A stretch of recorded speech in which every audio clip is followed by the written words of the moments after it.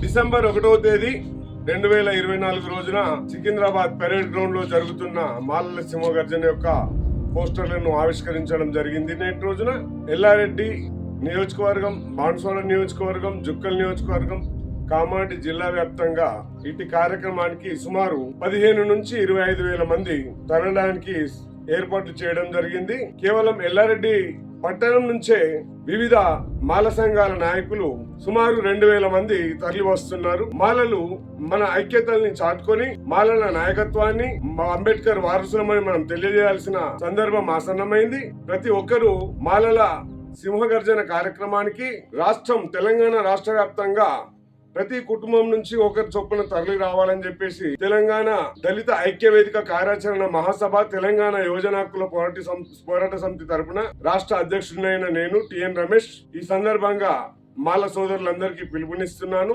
ఇట్టి కార్యక్రమంలో వివిధ మాల సంఘాలు, అంబేద్కర్ సేన అధ్యక్షులు సాయిబాబా గారు, ఆల్ ఇండియా అంబేద్కర్ యువజన సంఘం ఎల్లారెడ్డి డివిజనల్ అధ్యక్షులు ప్రభు గారు, అలాగే మండల అధ్యక్షులు ఎడ్ల కిషన్ గారు, తెలంగాణ దళిత ఐక్య వేదిక కార్యాచరణ మహాసభ, తెలంగాణ యువజన హక్కుల పోరాట సమితి రాష్ట్ర ప్రధాన కార్యదర్శి ఎం చిన్నసాయిలు, జిల్లా ప్రధాన కార్యదర్శి జగ్గసాయిలు మరియు ఎల్లారెడ్డి కామారెడ్డి జిల్లా జనరల్ సెక్రటరీ